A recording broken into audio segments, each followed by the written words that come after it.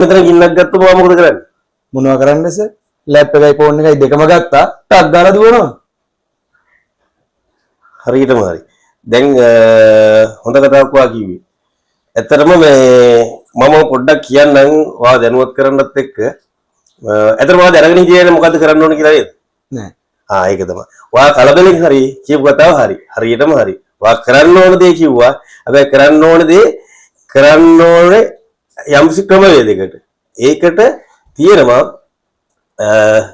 පිළිගත් ලෝකෙම පිළිගත් ක්‍රමවේදයක්.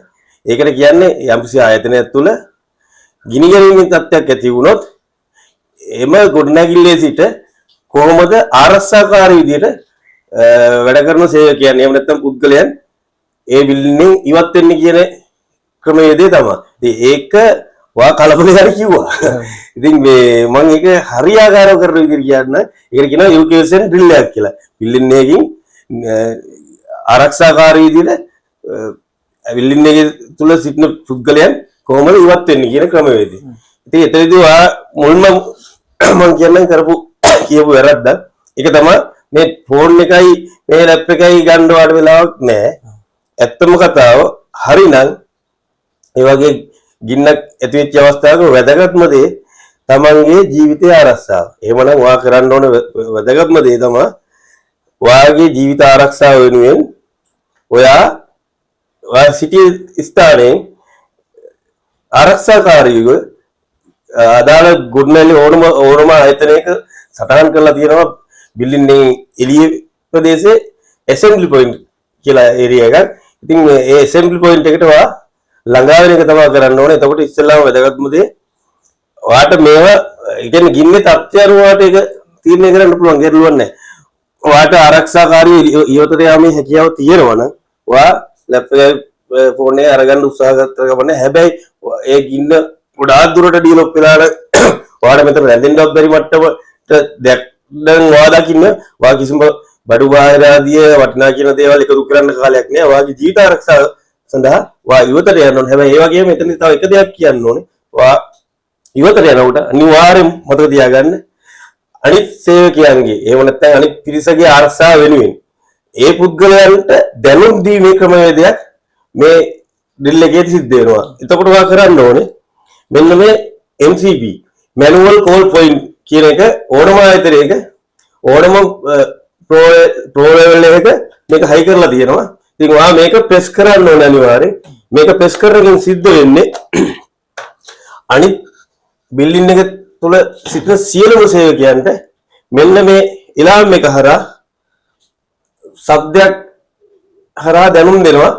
මේ බිල්ඩින් එක තුල ගින්නක් නැත්නම් හදිසි ආපදා තත්ත්වයක් තියෙනවා. සියලුම දෙනා ඇසෙම්බලි පොයින්ට් එකට රැස් වෙන්න කියන එක මැසේජ් එක මේකේ ශබ්දයෙන් සහ ආලෝකයෙන් යනවා. මේකේ ආලෝකයකුත් තියෙනවා. ඒ වගේම ශබ්දයකුත් තියෙනවා. ඉතින් ඒකෙන් සියලුම දෙනා මැසේජ් එක ගන්නවා. අපිට දැන් අවදානමක් තියෙන අපි සියලුම දෙනා ඇසෙම්බලි පොයින්ට් එකට රැස් වෙන්න ඕන කියන්නේ. ඔන්න ඕක තමයි සිද්ධ වෙන්නේ ගින්නක් තියෙන වෙලාවකට. ඉතින් ඔයා කලබලේ හරි කියපු දේ හරි. ඒකට මම තව පොඩ්ඩක් මේකට එකතු කරන්නම්. ඒක කරන්න ඕන ක්‍රමවේදේ. ඔයාගේ කටින් කියවුණා මම නම් ඉක්මනට දුවනවා කියන්නේ. මේ වගේ වෙලාවක දුවන්නේ නැහැ. ඒකට හේතුව තමයි අපි සාමාන්‍ය පුද්ගලයා පුරුදු වෙලා තියෙන්නේ ඇත්තටම අදිසි අවස්ථාවක දුවන එක තමයි පුරුදු වෙන්නේ. ඒකෙදි අපි කියනවා අනිවාර්යෙන් දැන් බිල්ඩින් එකෙන් පිරිසක් එළියට යනකොට අපි හිතමු බිල්ඩින් එක තුල ඉන්නවා කියලා 150ක් වගේ පිරිසක්. ඉතින් කොහොමද ඒ 150 දෙනාම දුවන්න ගත්තොත් එකිනෙකා හැප්පිලා වැටෙන්න පුළුවන්. තුවාල වෙන්න පුළුවන්.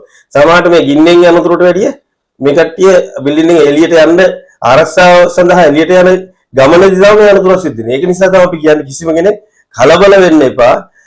හිමින් දුවන්න එපා. අනිවාර්යෙන් වේගෙන් ඇවිදිලා තමන්ගේ ඇසෙම්බලි පොයින්ට් එකට ළඟා වෙන්න කියලා තමයි කියන්නේ. පුළුවන් තරම් බලන්න ඕනේ දුවන්න කලබල වෙන්නේ නැතුව ඉන්න. මොකද ඒක තුලින් නැත්තම් එයාට තවත් අවදානමක් තමයි සිද්ධ වෙන්නේ.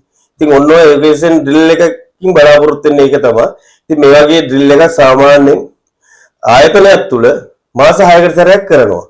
ඒ මාස 6කට සැරයක් කරන්න හේතුව තමයි මේ ආයතනයක ගින්නක් හෝ ආපදා තත්ත්වයක් ඇති වුණොත් කොහොමද ඒ කට්ටිය නිර්වර්ධිතව ඒ කට්ටියට හානියක් නොමැතිව ගොඩනැගිල්ලෙන් ඉවතට යන්නේ කියන එක පුරුදු කරන්න තමයි මාස 6කට සැරයක් ආයතන ඇතුළු මෙහෙම පුහුණුවක් පවත්වන්නේ.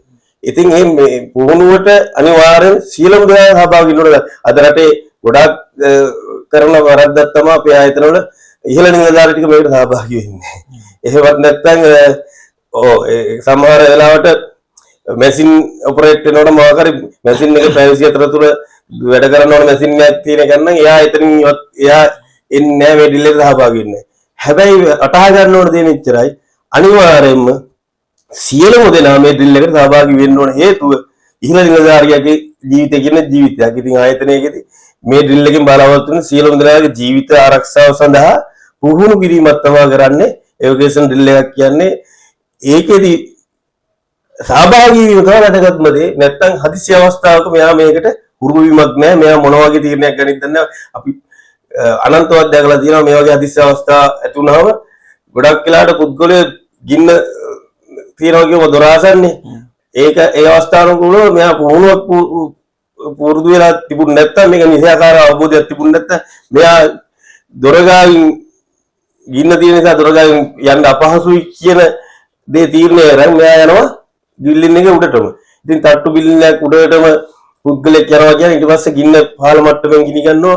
ඊට පස්සේ ගින්නේ දුම වැඩි වෙලා දුම ඉහළට යන්නේ අනිවාර්යෙන් අපි දන්න හොඳටම ගින්නේ දුම සහ රස්නේ ඉහළට යන්න මෙයා අවසානයේ උඩ ඉන්න බැරි වෙනවා. ඉන්න අපහසු නිසා අන්තිමේ බිල්ඩින් වලින් එළියට පයින්නවත් අපි දැකලා තියෙනවා. ඉතින් අපි මේ වගේ එවකේෂන් ඩ්‍රිල් එකේදී බලාපොරොත්තු වෙන්නේ අන්නේ දේවල් නොවෙන්න ජීවිත ටික බේරගන්න පුහුණුවක් කරන එක. ඉතින් එහෙමනම් වාට දැන් පැහැදිලි නේද මේ ඔයා වැරදිලා හරි කියපු දේ හරි කාරණා ටිකක් තියෙනවා. හැබැයි ඒක හරි විදිහට කරගන්න විදිහ තමයි මම ඔයාලට කියලා දුන්නේ.